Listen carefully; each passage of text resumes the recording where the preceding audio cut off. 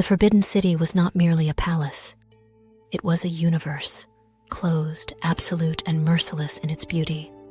Behind the crimson walls and golden roofs lived thousands of women whose names history rarely recorded. Women who entered with hope, ambition, or desperation, and who often left only as whispers. Every few years, the empire announced the same decree: select the brightest flowers of the realm to serve the Son of Heaven. It sounded poetic. In truth, it was a harvesting. Girls between 13 and 17 years old from noble Manchu families were gathered in the capital, not because they wished it, but because service to the emperor was a duty, not a choice. Refusal shamed the entire clan. They were herded into long halls, flanked by guards whose eyes remained coldly forward. Silk shoes scraped marble floors. Some girls trembled. Others held their heads high, rehearsing every lesson drilled into them since childhood. The Empress Dowager's officials examined each girl, not with kindness, not with humanity, but with clinical, merciless thoroughness. They inspected posture, teeth, complexion. They listened to their speech, their bowing ritual, their embroidery skills, their musical ability. They watched the way a girl carried herself, whether she was pliant or fiery. Only pliant survived. Fiery girls disappeared from the lists. No one asked where they went. Out of hundreds, the first cut removed half. Some girls wept silently. Others fainted. Some begged for a second chance, but begging had no place in the Forbidden City. Those chosen moved on to the next round, a test more subtle and cruel. This was the virtue trial. Officials asked questions designed to expose personality. If the emperor ignored you for a year, how would you behave? If the empress reprimanded you unjustly, what would you do? If another concubine insulted you, any sign of pride, ambition, defiance, and the girl was escorted out. The palace demanded perfect obedience. No ego existed higher than the emperor's. After days of scrutiny, a small group remained. They were then given silk robes and placed behind pearl screens in the Hall of Purity. There, the Empress Dowager herself, the most powerful woman in China, observed them from shadows. She did not look for beauty. She looked for usefulness. Did a girl look clever enough to threaten her? Did she seem weak enough to manipulate? Did she carry a quiet charm that might please the emperor but never overshadow the Empress Dowager? When she nodded to a girl, that girl's fate changed forever. When she frowned, the girl's future ended before it began. When the choosing ended, the selected concubines were renamed. Their birth names were stripped away, replaced with poetic titles like Fragrant Companion, Peaceful Lady, Elegant Attendant, beautiful names that hid the truth. They were now property of the inner court, and once inside, they would never be allowed to leave. The new concubines arrived on an auspicious evening, lanterns lighting the pathways as eunuchs guided them past towering gates. Inside the walls, the air felt different, heavy, scented with incense and fear. The palace was endless, courtyards within courtyards, halls that swallowed footsteps, shadows that clung to corners. Everywhere, eyes watched. Servants, eunuchs, older concubines, guards. The girls realized the truth in their first hour. This was not a home. It was a battlefield disguised in silk. The palace ranked women with military precision. Number 1 was the Empress Mother of the Nation. Absolute authority. Cruel when needed. Number 2 were the noble consorts. Powerful, ambitious, often dangerous. Number 3 were the consorts. Educated, cunning, some with political backing. Ranked number 4 were the imperial concubines. Beautiful, disposable. And the lowest ranked were the attendants, or the servant concubines, barely above maids. A wrong greeting could ruin a life. The new girls practiced their bows until their knees bruised. Some forgot a title and were slapped by senior maids. Some cried quietly in their rooms, knowing tears were useless here. Their first night, none of the girls slept. The palace creaked in unfamiliar ways. Lanterns flickered like ghosts behind wooden screens. Servants whispered through halls. Somewhere far away, a woman cried, the sound muffled, desperate. Was she punished? Beaten? Banished to the cold palace? The new concubines didn't know. But they learned quickly. In the forbidden city, no one screamed twice. On their second day, the eunuchs showed them something deliberately. A warning. A courtyard sealed off from sunlight with crumbling walls, peeling paint, and dead vines. "This," the eunuch whispered, "is the cold palace." The cold palace was not a place women were sentenced to die. It was a place where they were sentenced to be forgotten. Concubines who angered the emperor, challenged the empress, or rose too quickly in power were sent here. Some for months, some for decades. No visitors, no servants, no heat during winter, no medicine. Women went in whole and came out broken, if they came out at all. The concubines understood the message clearly. Survival required silence, obedience, and absolute invisibility. The moment the bronze gates of the forbidden city closed behind her, Lady Ruolan felt as if the sky dimmed, not from the hour, but from the sudden weight of silence. Inside these walls, silence had power. It hinted, it judged, it suffocated. The eunuch who had escorted her from the gate of heavenly purity now walked 3 respectful paces ahead, his silk boots brushing lightly along the stone path. He did not speak, and she did not dare ask where she was being taken. The palace was a maze, and newcomers were not meant to understand it yet. They passed courtyards paved with frost-touched stone, crimson walls that rose endlessly, and carved pillars painted with curling dragons. Everything was beautiful, painfully so, the kind of beauty that demanded obedience. Ruolan's heart tightened. This beauty is a cage. At last, they reached the Hall of Benevolent Calm, a residence for the lowest-ranking concubines. In the hierarchy of the harem, it was barely a step above servanthood. Her rank, noble lady 5th class, the lowest title for a concubine selected in the seasonal drafts. The eunuch bowed stiffly. "From this moment," he said, "your life belongs to the palace. Your words must be measured. Your steps must be deliberate, and your loyalty absolute." When he vanished down the corridor, Ruolan released a breath she did not realize she was holding. Her chamber was small but elegant. A lacquered bed, a screen painted with plum blossoms, a single bronze brazier. On the table sat a list of rules written in flowing calligraphy. Ruolan read them slowly. Never speak the emperor's personal name. Never raise your head above the senior consort. Never discuss court affairs. Never contradict a eunuch of the 3rd rank or above. Never travel beyond assigned quarters without permission. She swallowed. This was not a home. This was a battlefield with no swords, only smiles sharpened into weapons. The next morning, Ruolan was summoned to the Lotus Garden Pavilion, where younger concubines gathered for early instruction. Snow had begun to fall, drifting down in quiet, graceful flakes. There were 10 women in the group, each dressed in pale winter robes. Their hair was pinned with delicate ornaments that glittered softly in the morning light.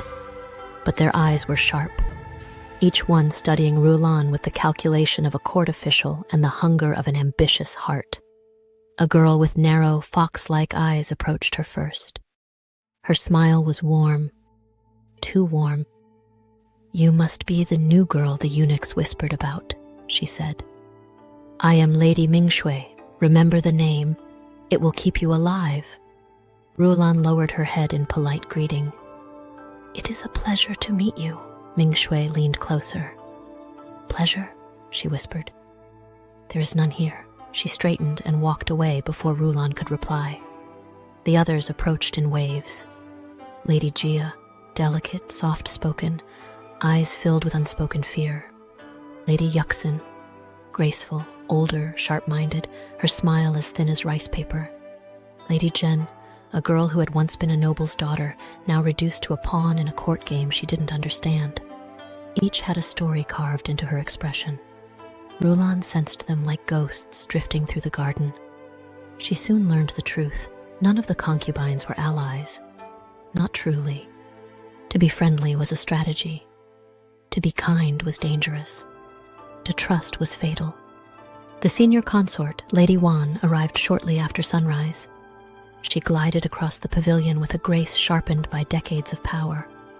Her robe shimmered with gold threads, her eyes lined in dark kohl that made her gaze seem deeper, more ancient. The concubines knelt. Ruolan felt the cold bite of stone beneath her knees. Lady Wan's voice was smooth as silk, and just as suffocating. "You have entered the Emperor's inner court," she said, stepping slowly before them. "Your lives no longer belong to you. They are threads in a tapestry far larger than any single heart." She paused. "The Emperor may never call for you. He may forget you exist. If that happens, you must still serve with absolute devotion." Ruolan kept her eyes lowered. Lady Wan continued, "Your duties are simple. Study etiquette, poetry, music, history, and comportment. You will learn how to serve tea without breathing, how to kneel without trembling, how to smile without revealing your thoughts. If you fail," her voice dipped, colder than the winter air, "you will be removed from court life permanently." A shiver ran through Ruolan. "Now," Lady Wan said, "stand. Today you learn your first true lesson." Her eyes flicked toward Ruolan. "Trust no one." The girl beside Ruolan flinched. Mingshui smirked. Jia lowered her gaze. Ruolan's heart thudded painfully. Lady Wan swept her gaze across the group. "You will compete in everything: embroidery, ceremony, speech, posture, knowledge. The Emperor needs perfection, and I do not tolerate disappointment." She turned away, her silken sleeves brushing the floor. The lesson was clear. This was not a sisterhood. This was a silent war. A war fought without swords, without blood, but with ambition sharper than steel. That night, Ruolan struggled to sleep. Outside, snow fell quietly through the palace courtyards. But inside the hall of benevolent calm, whispers twisted through the corridors. She heard them from the servants, from the eunuchs, from the other concubines. Lady Lihua angered Consort Wan. They say she vanished overnight. The Emperor has not visited the harem in months. The concubines are restless. A new girl arrived last season. She lasted only 9 days. Ruolan sat upright in bed, chills crawling down her arms. Was this her fate? To fade like a lantern snuffed in daylight? To vanish without a trace into the palace's red-walled eternity? She wrapped her robe around her shoulders and stepped toward the window. The night wind carried faint music from distant pavilions. Somewhere out there, the Emperor lived a life she might never glimpse. This place was supposed to be paradise. But she saw now, it was a kingdom built on fear. Morning came with a sting. Ruolan arrived late to tea ceremony practice by a handful of breaths, barely noticeable. But in the Forbidden City, details were everything. Ming Shui, smiling sweetly, bowed to the instructor. "Honored tutor," she said, her voice dripping honey. "Lady Ruolan seems unsure of her duties. Perhaps she needs a small reminder." Ruolan felt the trap too late. The tutor, strict and expressionless, nodded. "Lady Ruolan, 3 hours of kneeling practice." Her knees screamed before the first half-hour passed. The stone floor cut through her robes. Pain swelled up her legs like fire. The other concubines pretended not to notice, except Ming Shui. She watched with contentment. Ruolan understood this was only the beginning. The palace was not a place where cruelty needed reason. Cruelty was a tool, and weakness was an invitation. But Ruolan did not break. She knelt until she could barely stand, until her legs trembled violently, until the brazier's warmth vanished and cold settled deep into her bones. But she did not cry. She did not plead. She did not collapse. When practice ended, she rose slowly, like a tree refusing to bend in the storm. Her pain was immense, but her resolve grew sharper. If this palace wished to crush her, it would have to try harder. The morning after Ruolan's punishment, frost coated the lotus ponds in thin crystalline sheets. Winter sunlight pierced through the courtyard, cold and sharp, like the palace itself had forged it. Ruolan's knees felt bruised down to the bone. Every step burned, but she walked with perfect posture. To limp, to wince, to reveal pain, that was to hand your enemies a dagger. She fixed her hairpin, smoothed her winter robes, and stepped into the corridor of the Hall of Benevolent Calm. The eunuchs watched her. The servants whispered. The concubines glanced over their shoulders. Ruolan ignored them all. Pain is temporary, she told herself. Shame is permanent. She would allow neither. After morning lessons, an imperial attendant approached her, a boy eunuch too young to understand the games of the inner court, but old enough to fear its consequences. He bowed so deeply his forehead nearly touched the floor. "Lady Ruolan," he whispered, eyes avoiding hers. "Her ladyship, Consort Xinhui, summons you immediately." Ruolan stiffened. Consort Xinhui was not a name spoken lightly. She ranked above all but one woman, the senior consort Wan. Beautiful, intelligent, ruthless, Xinhui was a shadow wrapped in silk, known for her ability to ruin a life with a single breath. Some said she never raised her voice. She didn't need to. Power spoke for her. And now she had summoned Ruolan. Did she say why? Ruolan asked quietly. The eunuch shook his head, lips trembling. "No one asks the moon why it rises, my lady." Ruolan inhaled through her nose. Control, calm, grace. "All right," she said. "Lead me." Her residence, the Hall of Tranquil Splendor, was far more lavish than Ruolan's modest quarters. Golden lanterns glowed behind silk screens. The scent of sandalwood drifted through the air. The floors were polished smooth as glass, reflecting the warm light like frozen flame. Ruolan knelt before entering the inner chamber. "Rise," a soft voice commanded. Ruolan stood. There, seated on a raised dais, was Consort Xinhui. She was breathtaking, not merely in beauty but in presence. Her robes were embroidered with phoenixes, her hair crowned in gold and jade. Her posture was effortless yet absolute, like a queen born, not made. Ruolan lowered her gaze respectfully. "You may look at me," Xinhui said, amusement threading her tone. "I summoned you because I dislike speaking to lowered heads." Ruolan raised her eyes slowly.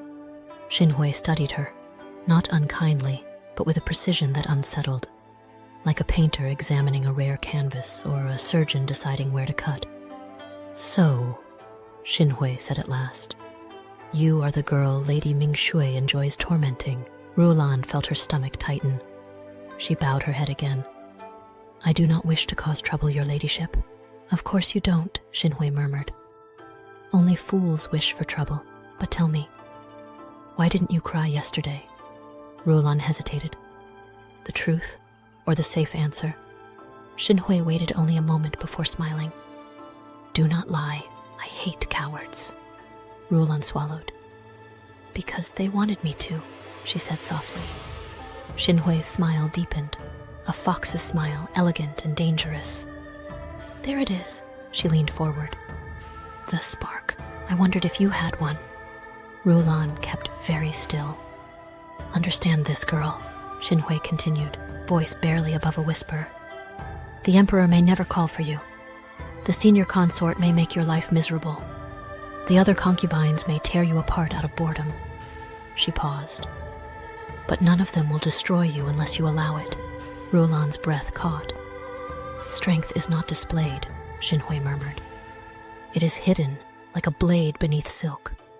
She stood, descending the dais with movements so fluid she seemed to glide. She brushed a finger under Ruolan's chin, lifting it gently. "Look at me." Ruolan did.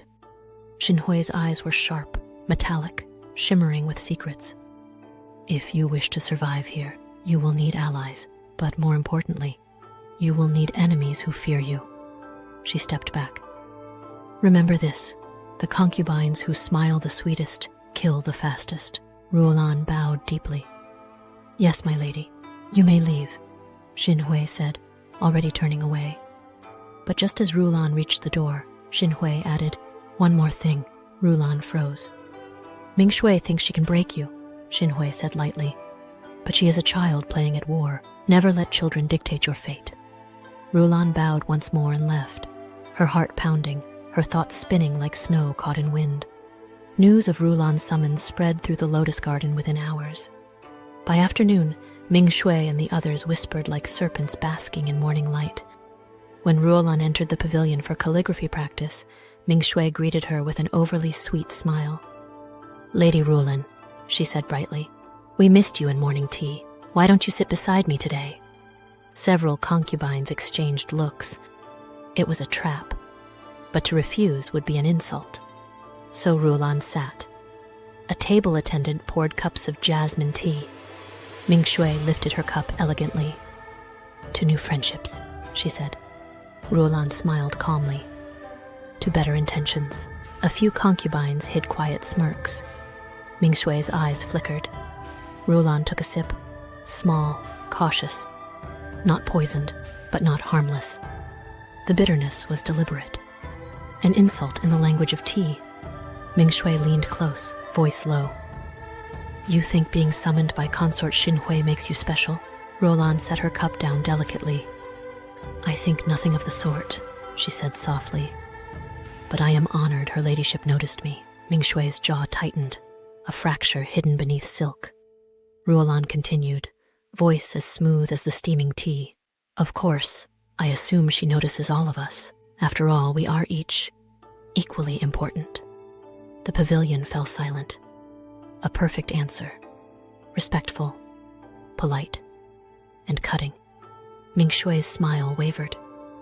"You speak boldly for someone of such low rank," she whispered. Ruolan met her gaze, calm as midnight water. "I speak truthfully. That is allowed, isn't it?" A few concubines turned their faces away to hide smiles. Ming Shui's fingers curled around her cup. The war between them had begun. That evening, Ruolan's knees throbbed with pain. She lit a small oil lamp beside her bed and reached for a jar of herbal salve hidden behind a screen. She lifted her robes to apply the ointment and gasped. Her knees were purple-black, bruised so deeply it looked like ink had been poured beneath her skin. She pressed a finger against one bruise. Pain shot up her thigh. Ruolan's breath trembled. "This palace will kill me if I am not careful." She lay back on her bed, staring at the carved wooden beams above. In her first 3 days, she had seen humiliation, manipulation, cruelty, false smiles, disappearing names, and rooms emptied overnight. The Forbidden City was not built on stone. It was built on secrets buried beneath silk. And she was only beginning to learn its language. A soft knock startled her. Ruolan rose and opened the door. Lady Jia stood there, timid, delicate, trembling. "Forgive me," Jia whispered. I brought you something." She held out a small parchment bag. "For your knees." Ruolan blinked. "Why?" she asked cautiously. Jia's eyes filled with a fear so thick it made her voice shake. "Because I know what it feels like to be alone here." And just like that, Ruolan felt a warmth she had not expected. A warmth rare in a place carved from cold. She nodded. "Thank you, Lady Jia." Jia bowed and hurried away. Ruolan returned to her bed. She opened the bag. Inside was a mixture of ground herbs, artemisia, angelica root, safflower petals, a powerful remedy for bruising. Ruolan touched the powder gently. Not all kindness was strategy. Some was survival through shared suffering. She applied the medicine in silence. Outside her window, the palace lanterns flickered like dying stars. Tomorrow would bring new dangers, new tests, new wounds. But tonight, a small flame of solidarity warmed the shadows, and Ruolan let herself rest, knowing she would awaken stronger. The bruises on Ruolan's knees turned the color of old plum blossoms. By the end of the week, each step was a quiet agony. She hid it well, her back straight, her hands steady, her expression serene.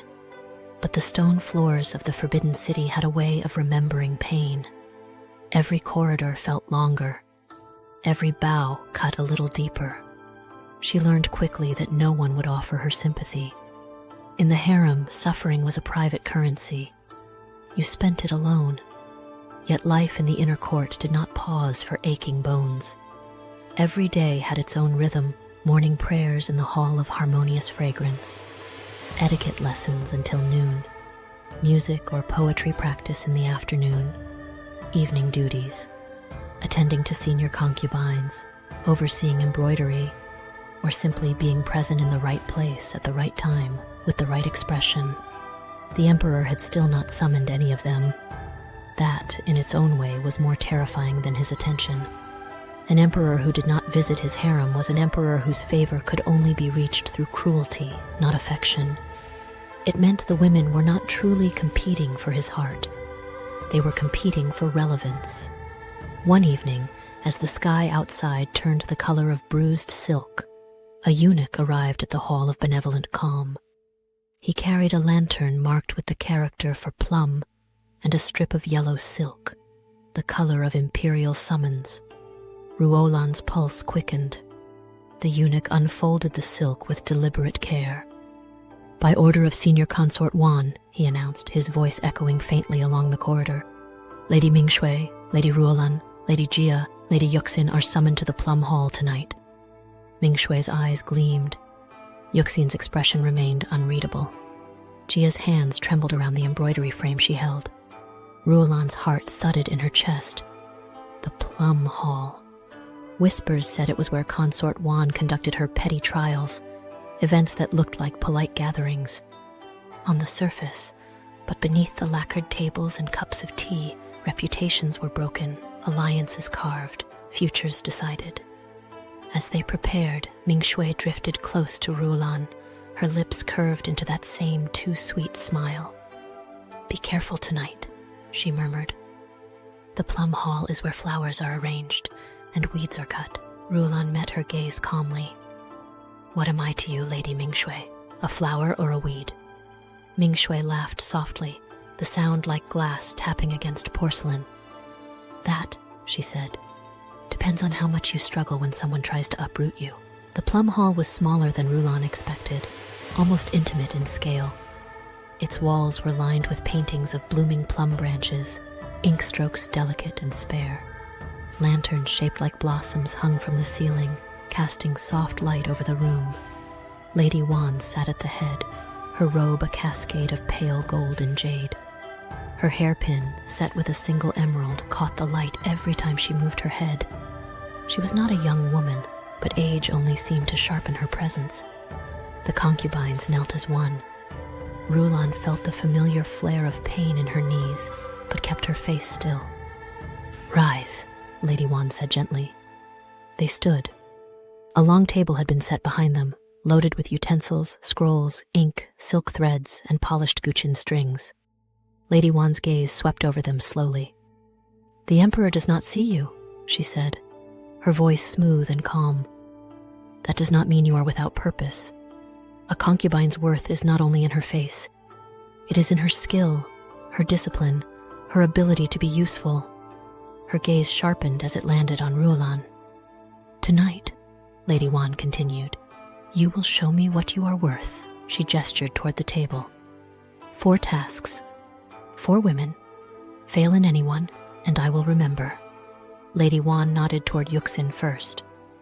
"Lady Yuxin," she said. "A poem. 8 lines. Theme, snow upon the imperial roof. Recite when you are done." A eunuch brought her brush and paper. Silence wrapped around the room as Yuxin knelt and began to write, her hand flowing steadily across the page.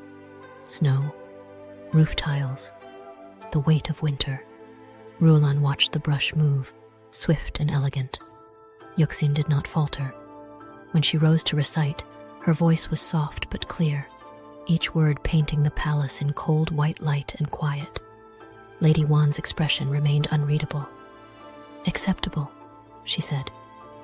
"Your words are precise. You may keep your tongue." A murmur of nervous laughter fluttered through the room. Lady Wan turned to Jia. "Lady Jia, you will tune and play the Guqin. A single piece. No broken notes." Gia's pale fingers trembled as she approached the instrument. Ruolan knew that in another life, Gia might have been a village girl filling her days with chores and stolen moments of laughter. Now she had to be a performer in a hall where one wrong note could become a permanent stain.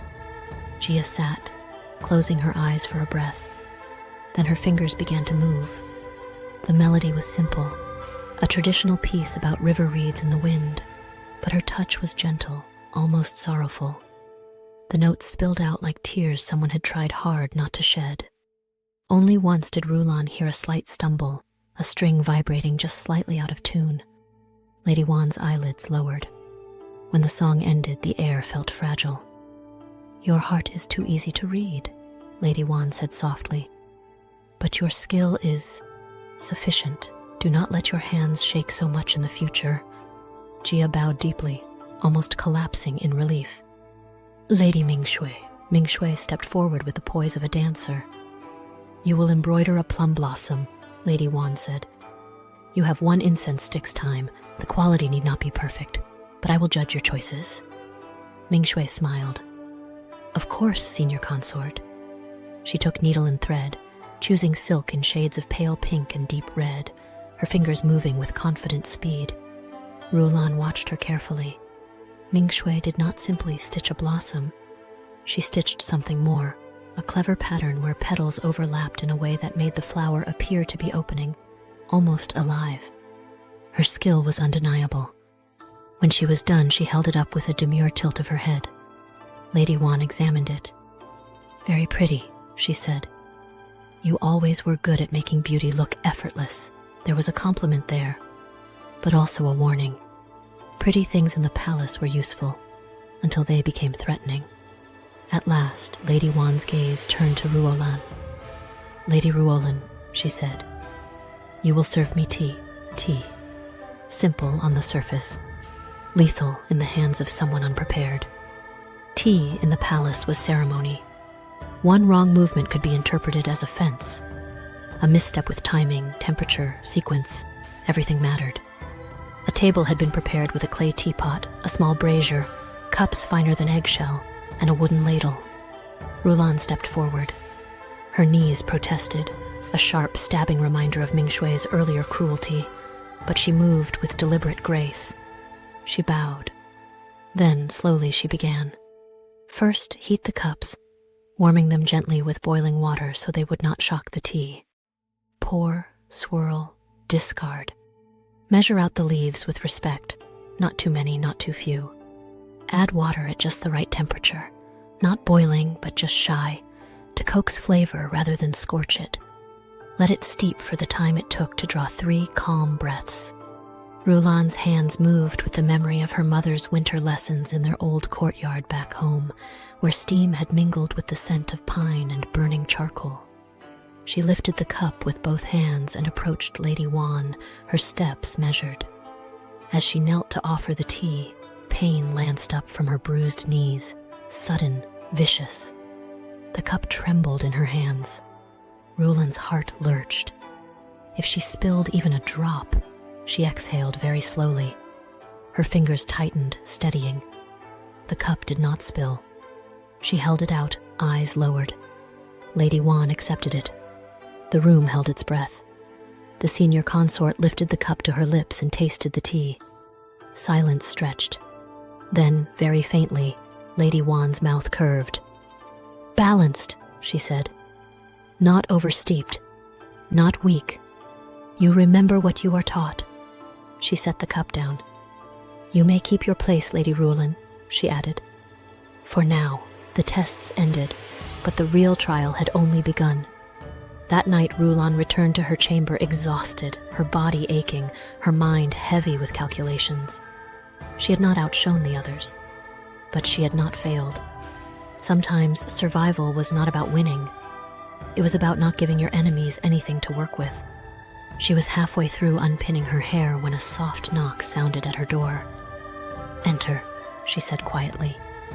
The door slid open. Lady Gia slipped inside, shutting it swiftly behind her. Her eyes were wide, her hands clasped tightly at her chest. "Forgive me for coming at this hour," Gia whispered. But I had to warn you. Ruolan's pulse quickened. About what? Jia hesitated, then looked her in the eye. Lady Mingshui is telling the other concubines that Consort Wan showed you favor tonight, she said. She says you and Lady Wan share a secret understanding. That you are a threat. Ruolan felt a cold pressure settle behind her ribs. Favor, she repeated, her voice low. For a single cup of tea? Jia nodded. That is all it takes. A single word from Consort Wan. A single glance. If the others believe you have caught her eye, they will come for you. Ruolan sank slowly onto the edge of her bed. The palace had twisted something small into something deadly. She thought of Mingshui's too sweet smile, of the way Lady Wan had looked at her, not warmly, but with interest. Interest in the Forbidden City was a blade with two edges. You should be careful, Jia whispered. Mingshui has connections in the laundry bureau and the kitchens. She knows how to make trouble appear. Innocent. Ruolan studied her. Why are you telling me this? She asked softly.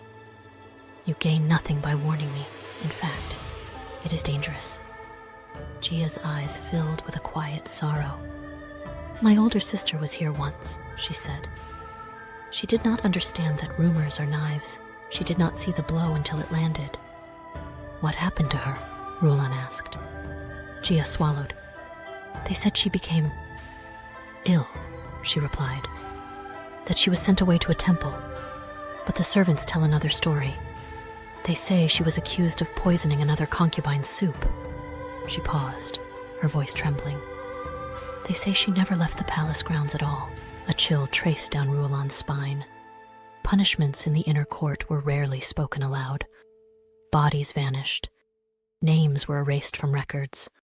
Rooms were reassigned as if nothing had ever occupied them. The Forbidden City knew how to swallow its ghosts.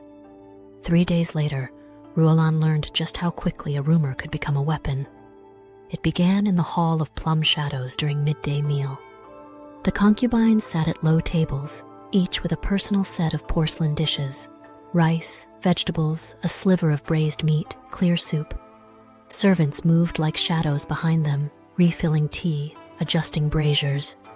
Ruolan ate carefully, her mind half on the food and half on the room.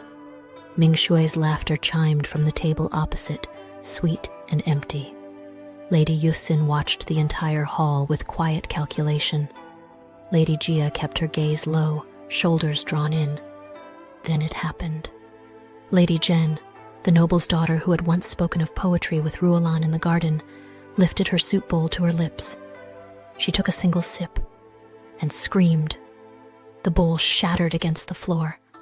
Her hands flew to her throat as she coughed violently, eyes wide with panic.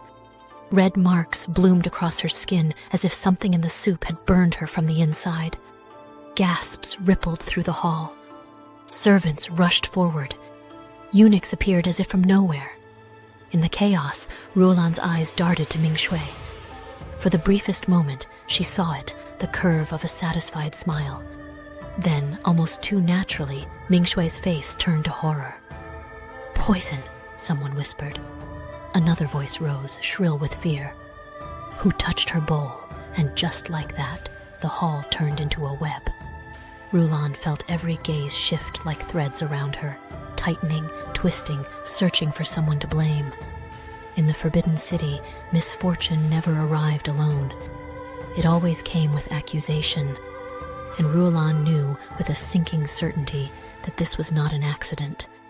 It was a move, a piece placed on the board, a trap that had just been sprung. And someone, perhaps Mingshui, perhaps another shadow-hidden hand, had decided that the palace was not done testing her. Not yet. Night came early in the Forbidden City. The sky bruised purple, then black, swallowing all traces of warmth. Lanterns flickered to life one by one, glowing like captive fireflies along the crimson eaves. The snow that had fallen earlier glimmered faintly, untouched and cold as jade. Ruolan walked slowly back to the Hall of Benevolent Calm. each step a reminder that her knees still throbbed from hours of punishment. Every concubine who passed her cast subtle glances, some curious, some mocking, some quietly pitying. But none approached her. None dared. She had survived her first cruelty, and now she had become a creature to be studied, a newcomer who did not break. The palace always noticed that kind of thing. It happened 3 nights later. Ruolan awoke with a start, a faint creaking sound outside her chamber door. The oil lamp on her bedside table flickered low, shadows twisting across the plum blossom screen. She slipped from her bed, the cold floor biting into her bare feet, and slid the door open just a finger's width. A figure stood in the courtyard, a woman in pale robes, hair pinned like silver needles against the moonlight. Lady Yuxin, older, elegant, respected, and far more dangerous than Ming Shui, whose cruelty was loud and childish. Yuxin's cruelty was cold and calculated, like ice forming silently across a pond. Ruolan stepped quietly into the courtyard. "Lady Yuxin?" Yuxin turned, her expression unreadable. "Walk with me," she said softly. It was not a request. Ruolan followed her across the snow-laced stones to the edge of a koi pond, shallow in summer, but winter had turned its surface to fragile glass. The ice cracked faintly under the weight of frost. Yuxin clasped her hands behind her back. "You made a mistake, Lady Ruolan," she murmured. Ruolan kept her posture low and respectful. "If I have erred, please instruct me." Yuxin smiled, a thin, chilling curve. "You should have cried that day, when Ming Shui arranged your punishment." Ruolan's heart thudded. So she had seen. "A girl who weeps is harmless," Yuxin continued. "A girl who endures makes enemies." The moonlight caught on her hairpins, making them gleam like blades. Ruolan carefully said, "I did not intend to draw attention." Yuxin stepped closer, voice barely a breath. "You already have." Her sleeve brushed lightly against Ruolan's arm, and then Ruolan felt it, a sudden shove, a hard, swift push to her back. She stumbled toward the ice. Her foot slipped. Her arms flailed for balance. The pond's surface cracked beneath her weight, thin, splintering lines spreading like spider webs. In a single heartbeat, she was one breath away from plunging through and dying silently beneath the forbidden city. But Ruolan did not fall. She twisted, catching herself on a stone lantern, clutching the carved roof with trembling fingers. The ice beneath her foot shattered, but only partially. A warning, not a grave. Yuxin stood motionless. No shock, no concern, only cold appraisal. "If you cannot survive a little cold," she said quietly, "you will not survive this palace." Then she glided away, leaving Ruolan shaking beside the half-broken pond. Not drowning, but changed. Forever changed. The Forbidden City had shown its true face, and it would not be the last time it tried to swallow her whole. 2 days later, a rumor swept through the inner court like flame through dry reeds. The emperor would be visiting the lotus garden. Ruolan sat perfectly still as Lady Jia whispered excitedly beside her, "This is our chance. His Majesty hasn't visited this wing in months. Everyone will try to be seen." Ming Shui smirked from across the table. "Especially the new girl." Ruolan ignored the jab. She had no illusions. She was too low in rank, too new, too unimportant. The emperor would not notice her, but the harem would, and sometimes their gaze was more dangerous than his. The concubines scrambled into position like flowers forced open before their time. Perfume hung heavily in the courtyard, jasmine, lotus, and spiced plum. Silk rustled like whispers and scheming thoughts. Ruolan stood in the back row, head bowed, eyes fixed on the floor. She dared not look up, not even when she heard his footsteps, soft yet heavy with power. The emperor. He was followed by high-ranking eunuchs and 3 senior consorts. The concubines knelt deeply, their foreheads nearly touching the snow-laced stones. Ruolan felt her pulse skip. She could not see his face, only the shadow of his presence, large, commanding, so heavy it seemed to press against the air. Lady Wan's voice rang out like a bell. "Long live His Majesty." The Emperor said nothing for a long time. Then, "Rise." The single word vibrated through Ruolan's bones. The concubine stood gracefully, sleeves lifting in perfect unison. Ruolan rose too, but kept her gaze lowered. Her heart hammered violently, but she made sure her breath was quiet and even. Then she felt it. A pause. The Emperor's footsteps had stopped, in front of her row. Her stomach clenched. She could feel his gaze, not direct, but lingering, as if weighing something in silence. A eunuch's voice broke the moment. "His Majesty will proceed." The Emperor moved on. Ruolan exhaled shakily. The whole encounter lasted only seconds. But in the Forbidden City, seconds were enough to shape destinies. Whispers rippled through the concubines behind her. Did he look at her? No, impossible. She didn't even lift her eyes. But he paused. Ruolan's blood chilled.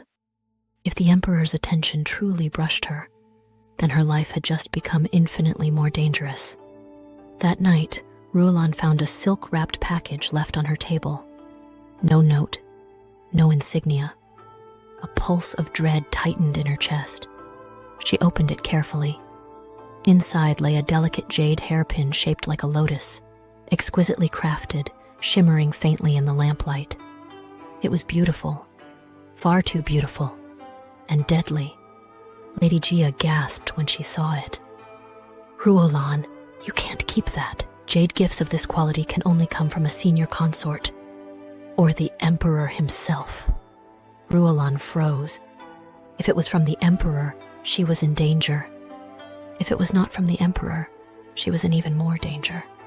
Gia approached timidly. "You must not wear it, not unless His Majesty personally commands it." Ruolan nodded slowly. But before she could hide it, Mingshui appeared in the doorway, leaning casually against the frame. My, she purred. "Where did you find that?" Ruolan's heart skipped. "It was left in my chamber," Mingshui smirked. "Oh, how fortunate. Or unfortunate. Hairpins like this have sharp meanings." Her eyes gleamed. "They can elevate a woman, or destroy her." Ruolan realized it then. The hairpin was not a gift. It was bait. A trap woven with silk threads and carved jade. If she wore it, she'd be accused of seduction. If she didn't wear it, she'd insult the giver. Whoever in the palace had decided to play this game. Mingshui stepped closer, voice dropping to a whisper. "Welcome to the harem, Ruolan. The flowers are beautiful here, but the roots are soaked in poison." And then she was gone. Ruolan clenched her fists. She would not break. Not for a hairpin. Not for a pond. Not for whispered threats. But she understood something crucial. Someone in the palace had noticed her, and that someone wanted to see her fall. Soldiers patrolled the courtyards. Lanterns flickered like restless souls. The cold seeped into every crack of the palace walls. Ruolan could not sleep. She sat by the window, watching the snow drift into the moonlit garden, her breath fogging the air. In her lap lay the jade hairpin, a weapon disguised as beauty. She traced its edges with a trembling finger. "What am I becoming?" she whispered to the empty chamber. The Forbidden City whispered back with its silence, a silence that held centuries of secrets and graves. Ruolan closed her eyes. She did not know yet that tomorrow the Emperor's shadow would fall upon her again. She did not know yet that the hairpin was the first of many traps. She did not know yet that she would soon face a choice, to survive quietly or to fight quietly. Both dangerous, both deadly. She only knew one truth: she would not be devoured. Not by the palace, not by its women, not even by fate. Ruolan inhaled deeply, steadying herself. In the Forbidden City, beauty was a blade, and she would learn how to wield it. The morning the Emperor first saw Ruolan began like any other. Cold, ceremonial, and quiet in that suffocating way only the Forbidden City could manage. She had just finished her dawn rituals. washing her face with chilled rose water, arranging her hair in the modest style of her low rank, and pinning a single jade bead into place. Her hands moved carefully, precisely, the way the tutors had drilled into her. Everything must be perfect. Everything must be controlled. Any flaw could be fatal. A eunuch appeared in the doorway. He bowed, deeply. "Lady Ruolan, you are summoned." The words seemed to freeze the air. Summoned? Her? To where? By whom? Even the most basic summons in the palace could carry 1,000 meanings, none of them simple. Her pulse fluttered. She bowed her head. "Where am I to go?" "The Hall of Literary Grace," the eunuch said.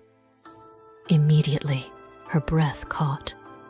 That hall was part of the emperor's private route. He passed through it when he visited the imperial library, or when he chose to inspect the harem. Lady Ruolan realized her fingers were trembling. The eunuch stepped aside, waiting for her to follow. His silence told her everything. This was no mistake. No routine lesson, no casual encounter. Someone, or something, had placed her directly in the emperor's path. The corridors to the Hall of Literary Grace were lined with vermilion pillars, each painted so vividly it seemed the walls themselves were alive. Eunuchs swept ahead, clearing the way, their soft boots making no sound. Ruolan followed, steps small and controlled. But inside her chest, a storm churned. Why her? Who requested her? And why now? As she walked, she passed elegant courtyards where senior concubines strolled with carefully practiced grace. Some noticed her being escorted. Their gazes sharpened like knives. Lady Mingshui was among them. Her smile flickered, sweet, dangerous, triumphant. Ruolan felt a cold ripple down her spine. Was this Mingshui's doing? A trap disguised as honor? A chance for Ruolan to falter in front of the emperor and be destroyed before she even rose. She did not know. She could not know. In the Forbidden City, every step forward could be salvation or an execution. The hall smelled of cedarwood and ancient scrolls. Its high ceiling rose toward carved beams painted with phoenixes and dragons. Ruolan stopped at the threshold, lowering her head. She was not allowed to step forward until commanded. Her heart thudded painfully. A single eunuch stood inside, hands folded. "You will wait here," he murmured. "When His Majesty passes through, bow. Do not look directly at him unless he addresses you. Do not speak unless spoken to." Ruolan nodded, pulse ringing in her ears. She stood alone in that vast room, the silence so complete it seemed to swallow her breath. And then, footsteps. Slow, controlled, rhythmic, the sound of absolute power. Ruolan lowered herself to the floor, forehead to the cold stone. Her hair fell like a silk curtain around her face. The emperor had entered. Her heart hammered. Her palms dampened. The world shrank to a single moment. She heard the rustle of robes, the soft click of jade ornaments, the sound of attendants stopping behind him. He walked past her at first. She could sense the movement, the shift of air. But then he stopped, right before her. Ruolan pressed her forehead to the stone, breath caught painfully in her throat. This was not procedure. Something had drawn him to stillness. A fingertip touched the edge of her sleeve, barely noticeable. A gesture so subtle it could have been imagined. "Rise," the emperor said.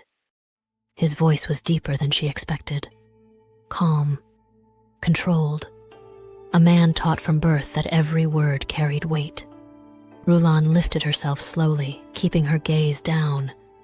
His presence was overwhelming, like the sun behind a silk screen. He stepped closer. "What is your name?" Her voice nearly failed her. She forced the words out, soft and steady. "Your Majesty, this servant is Ruolan." "Ruolan," he repeated as if testing the syllables. "Who placed you here today?" The question sliced through her. So he had not summoned her.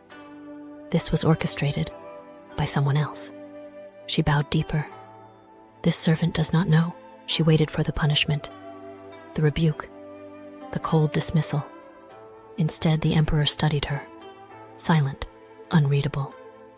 "You are new," he said. It wasn't a question. It was observation. "Yes, Your Majesty." He walked around her slowly, not like a man admiring beauty, but like a strategist analyzing a puzzle. "You do not tremble," he said. Ruolan nearly flinched, because she was trembling, inwardly, so violently she feared her bones would shake free from her skin. "I do not wish to offend Your Majesty, and yet you nearly do." Her breath hitched. He stepped in front of her again. "You hold your fear quietly," he said. "That is rare here." Her heartbeat thudded against her ribs. Rare. Was that praise? Or a warning? He reached out, a movement so slow, so deliberate, and lifted her chin with the tip of his finger. Ruolan's breath left her body entirely. For the first time, her gaze met his. The Emperor's eyes were dark, intelligent, sharp with a depth she felt unprepared for. His expression was unreadable, neither cold nor kind. A ruler's mask polished by years of absolute power. For a heartbeat, they simply looked at one another. Quiet, electric, suspended. Then, a voice echoed from outside the hall. "Your Majesty, Senior Consort Juan humbly requests an audience." The moment shattered. The Emperor withdrew his hand. His gaze lingered a fraction longer, a silent question in it, or a warning, or perhaps curiosity. And then he turned away. He did not excuse her. He did not dismiss her. He simply left. Ruolan remained frozen on the spot, breath trapped painfully in her lungs, her pulse racing in wild, terrified beats. The Emperor had noticed her, which meant every concubine in the palace would notice her too. As soon as Ruolan stepped back into the courtyard, the air felt different, heavier, sharper. The concubines who had watched her escorted earlier now stared openly, some with shock, some with envy, some with hatred so transparent it sent chills up her spine. Ming Shui approached first. Her smile, too perfect, curved like a blade. "Well," she whispered, stepping close enough that only Ruolan could hear. "It seems the Emperor looked at you today." Ruolan kept her expression still. Ming Shui's eyes glittered with menace. "You should be careful," she murmured. "A single look can be the beginning of a rise, or the beginning of a very long fall." Ruolan said nothing. Speaking would be weakness.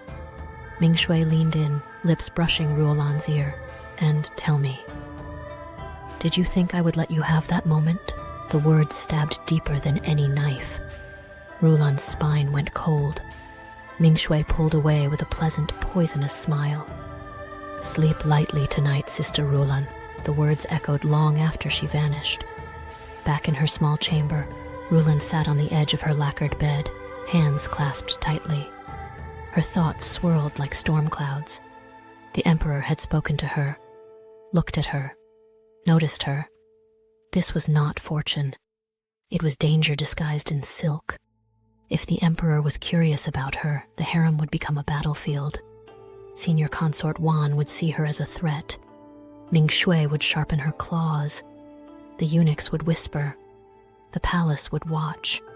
Ruolan pressed a shaking hand to her chest. "Why me?" she whispered. But the forbidden city did not answer. It simply breathed around her, ancient, cold, merciless. And somewhere deep within its endless halls, a trap had already begun to take shape.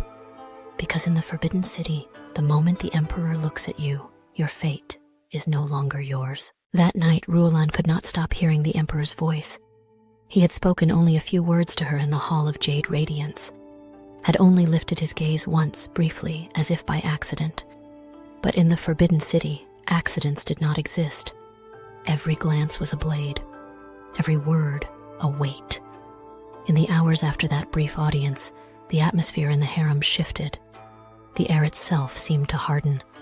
Servants who once passed her by without notice now watched her from the corners of their eyes. Eunuchs bowed a fraction deeper. The other concubine smiled, too slowly, too sweetly. Her name had slipped like a spark into a room filled with dry silk, and now the fire was catching. That evening, as Ruolan returned to the Hall of Benevolent Calm, she found her door slightly open. Her hand froze on the lacquered frame. No one left doors open in the inner court. It was more than carelessness. It was an invitation, a whisper, a sign. She pushed gently.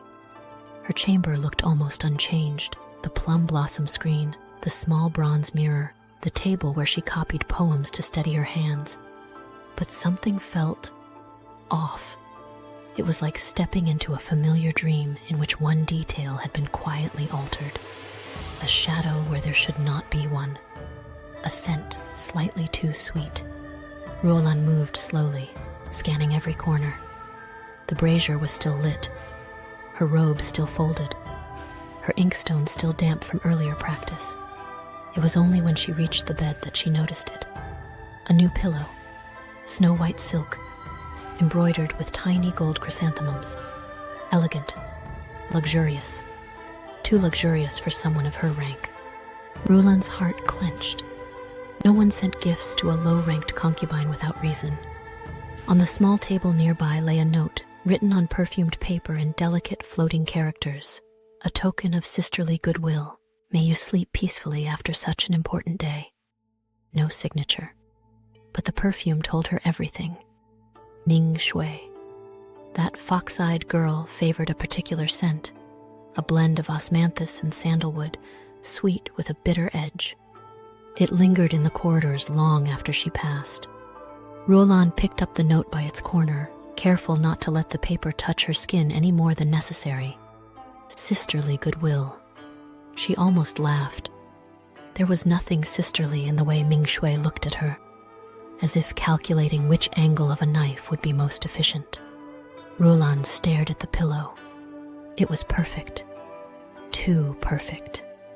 The silk shimmered softly in the lamplight, the golden thread catching and holding the glow.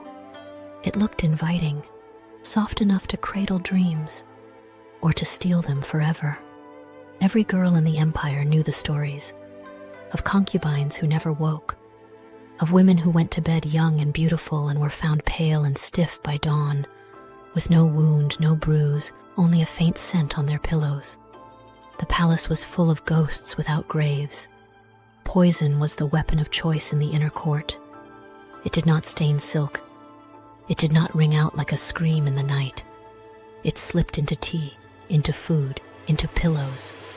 The old wives in Ruolan's village had told tales of such things in hushed voices. There are poisons that work slowly, child. They creep into the body through the skin. A touch here, a breath there. You do not die at once. You simply grow weaker, quieter, until the court forgets your name. Ruolan's fingers curled. Forget her? Not yet. The palace might erase her one day, but not by letting her lay her head down on a trap disguised as silk. She went to the brazier. The coals glowed red, shadows flickering against the walls like restless spirits. Carefully, she tore the corner of the note and fed it to the fire. The flame leapt greedily, swallowing the perfumed paper until nothing remained but ash and faint sweetness. Then she turned back to the bed, to the pillow. "Do you require assistance, my lady?" The voice came from the door. Ruolan stiffened, fighting the urge to gasp. She turned slowly. In the doorway stood a young eunuch, thin, pale, with eyes that had seen far more than his age should allow.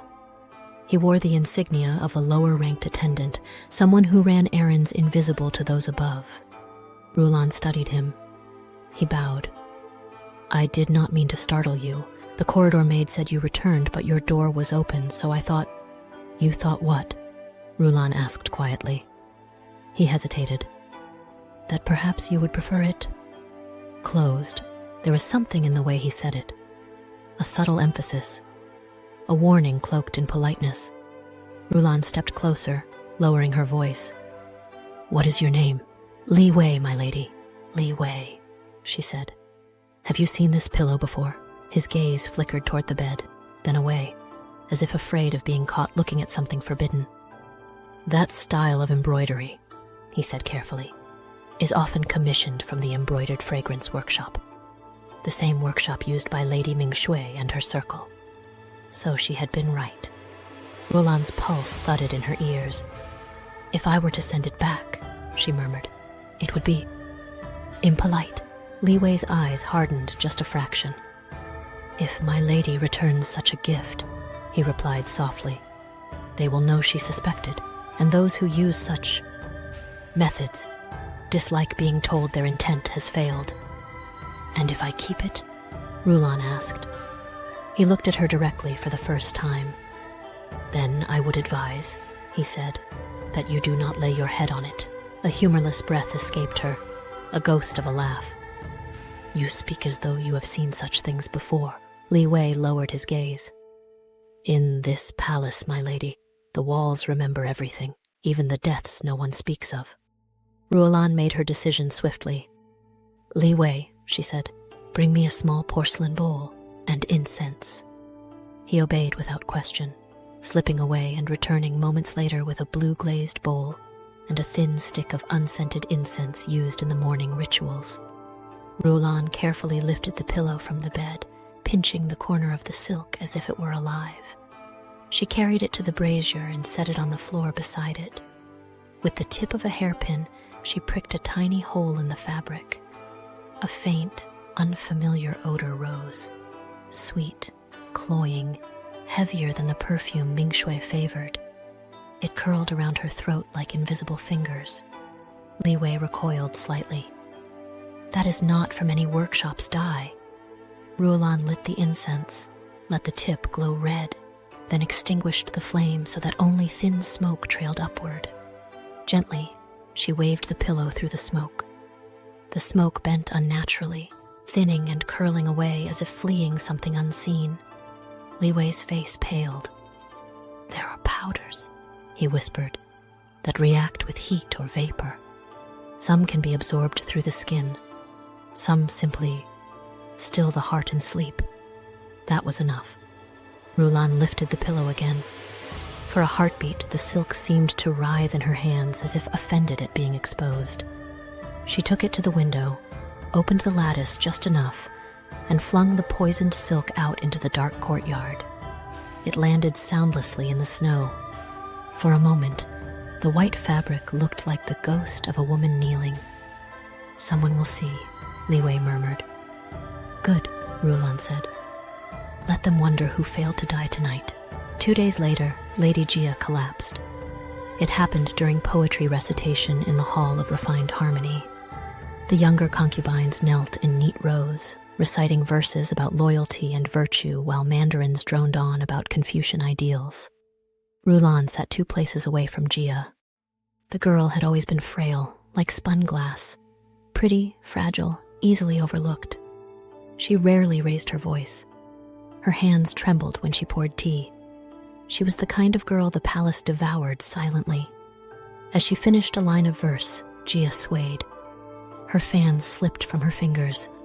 Her eyes rolled back, and she fell. The hall erupted in gasps. Eunuchs rushed forward. Concubines drew back as if her collapse were contagious. Lady Wan narrowed her eyes, then lifted a hand, silencing the rising panic. "Remove her," the senior consort said. Jia was carried out like a broken doll. Ruolan's nails dug into her palms. That morning, she had seen Jia for only a moment in the corridor. The girl had looked tired, but she often did.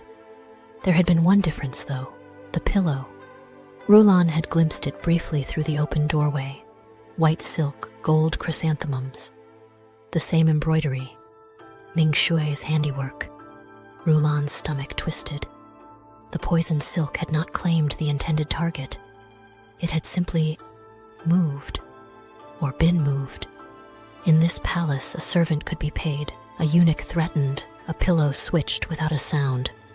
Ruolan felt something colder than fear settle inside her. Not guilt. Not yet. But a realization. She was no longer simply prey in this hunt. By surviving, she had changed the pattern of the snare. In saving herself, she had doomed another. That evening, as Ruolan returned to her chamber, she found Ming Shui waiting in the corridor. The fox-eyed girl leaned against the wall, her arms tucked into her sleeves, her expression lazily amused. "My," Ming Shui drawled, "what a tragic morning. Poor Jia. So delicate. So unfortunate." Ruolan kept her face neutral. "The physicians say it was weakness of the heart." Ming Shui's lips curved. "Of course they do. The physicians say many convenient things." She stepped closer, lowering her voice. "But you know, don't you?" Ruolan's pulse fluttered. "Know what?" Ming Shui's gaze flicked to Ruolan's door. "That certain gifts must be handled with care." The meaning slid between them like a knife laid gently on silk. Ruolan met her eyes. "Then perhaps," she said quietly, "you should be more cautious about where your gifts end up." For a heartbeat, Ming Shui's smile faltered. Then it returned, sharper this time. "I suppose," she murmured, "we are all at the mercy of where things end up. Pillows, rumors, bodies." Her gaze lingered on Ruolan's face. "I do hope you sleep well, Ruolan." She turned and glided away, her sleeves whispering along the stone like a threat. Ruolan let out a breath she hadn't realized she was holding. The game was no longer subtle. The lines had been drawn. Ming Shui had tried to kill her. Someone else had died instead. And now, between them, lay not just rivalry, but blood. That night, Li Wei returned with news. "Lady Jia is dead," he said quietly. Ruolan closed her eyes for a moment, the weight of the words pressing against her ribs. She had expected it. The palace did not waste medicine on those deemed unimportant. "Will there be an inquiry?" she asked. "Lady Wan has declared it an illness," Li Wei replied. "The matter will be forgotten, like a candle snuffed in an empty room." "Thank you," Ruolan murmured. "You may go." Li Wei hesitated. "My lady, what will you do now?" Ruolan stared at the pale plum blossoms painted on her screen. Their petals looked almost bruised in the lamplight. "I will live," she said softly. "Long enough to make living inconvenient to those who want me dead." She turned toward him. "And I will remember." "Remember what?" he asked. "That in this palace," Ruolan whispered, "kindness is a luxury, but debt is a weapon." She would not forgive Ming Shui. She would not forget Lady Jia. The poisoned silk pillow had failed once, but its ghost remained. From that night onward, Ruolan never again slept deeply. She lay with her head on a plain, hard cushion, her body motionless but her mind awake, listening to the breath of the palace around her, the creak of floorboards, the sigh of distant doors, the soft, furtive steps of those who moved at hours when honest people slept. The forbidden city itself seemed to murmur, "Beware." The game had begun in earnest. And somewhere beneath the carved roofs and painted beams, Ruolan sensed it, a trap inside a trap, a scheme inside a scheme. The poisoned pillow had been only the first move. More would come. She intended to still be alive to see them. And so, as the lanterns dim and the corridors fall silent once more, we leave the inner court behind. A world built from silk and shadows, a place where beauty hid knives, where every smile was sharpened and every breath could be your last. Behind those vermilion walls, hearts learned to beat quietly. Dreams learned to fold themselves small, and women like Ruolan learned to survive in a world that never wanted them whole. But even now, if you listen closely, you can still hear their stories in the night. Whispers pressed into the palace stones, secrets carried by winter winds that sweep through the courtyards. Stories of ambition, stories of betrayal, stories of love that never had a chance to bloom, and stories of those who refused to let the palace steal their spirit. Thank you for stepping back with me into this world of beauty and fear, where every silk curtain hid a secret and every heartbeat echoed like a promise. Rest now. Let the whispers fade. Let the palace gates close gently behind your thoughts, and until the next tale, may your dreams be softer than the shadows of the inner court. Good night.